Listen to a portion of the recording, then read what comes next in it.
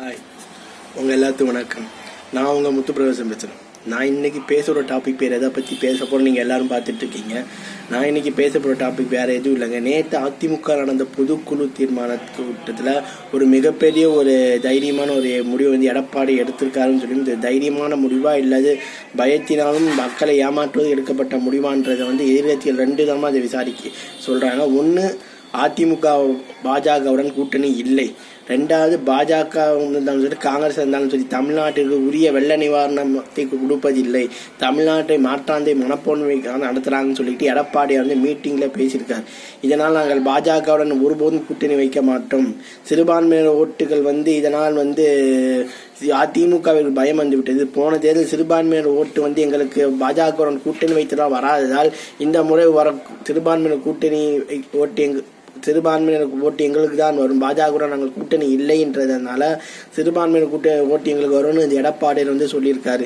இதுதான் நீ தமிழ்நாட்டில் ஹாட் நியூஸ். சரி, இதுக்கு மேலே பாஜக வந்து 2024 அவங்க நிலை என்னவா இருக்குன்னு எல்லாரும் கேட்டிங்கன்னா, மோடி அவர்கள் ஜனவரி 5ஆம் தேதி கிட்ட வராத பேச்சு இருந்துச்சு. ஸோ அப்போ வரப்போ கூட்டணி வந்து முடிவாக இருக்குன்னு வந்து பாஜக டெல்லி பாஜகவோட தலை உத்தரவு. ஆனால் இது நடந்தது வந்து எல்லாமே ஒரு ரெசிபுரோக்கலாக நடந்திருக்குது. இதை வந்து பாஜக எப்படி ஹேண்டில் பண்ண போகிறது நம்ம பொறுமையாக பார்க்கணும். 2வது, பாஜகவுக்கும் அதிமுகவும் சண்டை அண்ணாமலைக்கும் எடப்பாடிக்கும் அண்ணாமலைக்கும் நடந்த மோதல் தான் இன்றைக்கி அதிமுக பாஜக கூட்டணி வந்து உடைஞ்சிருக்கு. ஸோ 2024 எது மாதிரியான கூட்டணியை வந்து சில்லற கட்சிகளாக சேர்த்துட்டு பாஜக ஒரு கூட்டணி ஃபார்ம் பண்ணால் அது ஓட்டுக்கெல்லாம் மாறப்போதான்றதும் நமக்கு சந்தேகமும் 2வது நகைப்புக்குரிய விஷயன்ட்டு எதிர்கட்சியிலேருந்து சொல்கிறாங்க, பொதுமக்களும் சொல்கிறாங்க.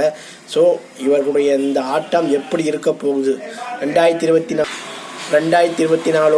பாஜக நிலைப்பாடு எப்படி வரும்? 2009 வச்ச மாதிரி சில உதிரி கட்சிகளை வச்சுக்கிட்டு நாங்களும் தேர்தலில் நிற்கிறோம் பாருன்ட்டு ஒரு சொல்கிறோம். தமிழிசை சொல்கிற மாதிரி ஒரு வெற்றிகரமான ஒரு தோல்வி அடைவாங்களா, அல்லது விஸ்வரூபா எடுத்து அதிமுக மிரட்டி பணியை வச்சு கூட்டணி அமைப்பாங்களா, இல்லை அதன் மூலமாக 5-10 சீட்டு தேர்த்துவாங்களான்றையும் நம்ம பொறுமையாக வந்து பார்த்தான்னு சொல்லி என் வீடியோ நான் முடிச்சுக்கிறேன். உங்கள் விடைபெறுவது உங்கள் முத்துப்பிரகாசம். பாய் பாய்.